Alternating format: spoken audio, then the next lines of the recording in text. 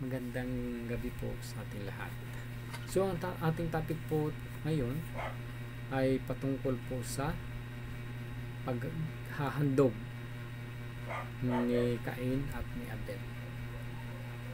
So nakikita po natin sa talata ng Genesis chapter 4 na ang panganay po si Abel at sumunod po ang panganay si Cain, sumunod po si Abel.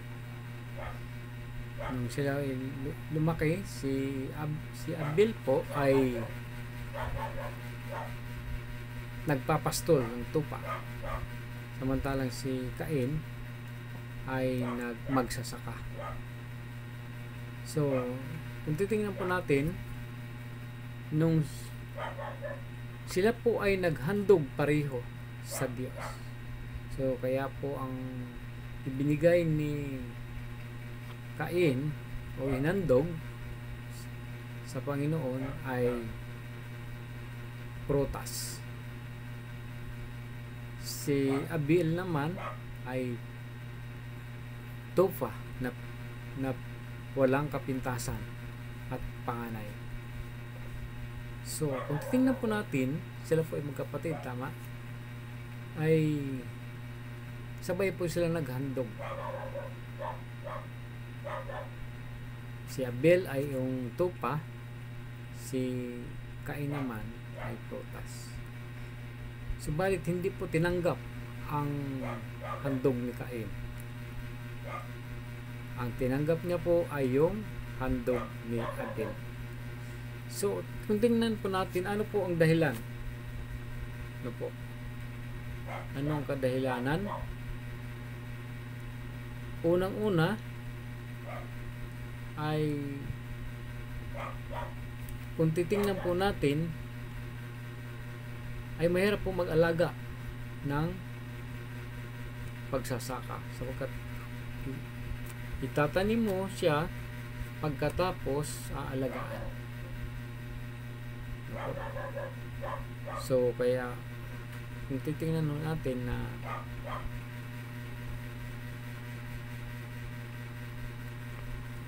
mas pinili ng Diyos si Abel, sapagkat siya po ay mayroong magandang puso at masunurin sa Diyos. Hindi po siya nagkakasala. Ano po?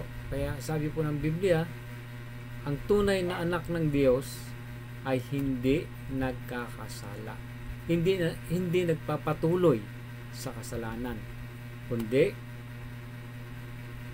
dahil bakit hindi po siya nagpapatuloy? Dahil ang binhi ng Diyos ay nasa kanya. So kaya mahalaga po yung may binhi ng Diyos. Yes. So ang tanong, bakit hindi tinanggap ang offer ni Cain? Ayan po. So kaya po hindi po tinanggap ang unang reason, yung handog ni Cain, just because hindi po siya karapat-dapat na maghandog. Anak, sabi po ng Biblia, ay anak ng Diablo. So kaya po yun ang dahilan kung bakit hindi po siya nag-attend. So mahalaga nga po, naunawa na natin ngayon magsalita. Yes.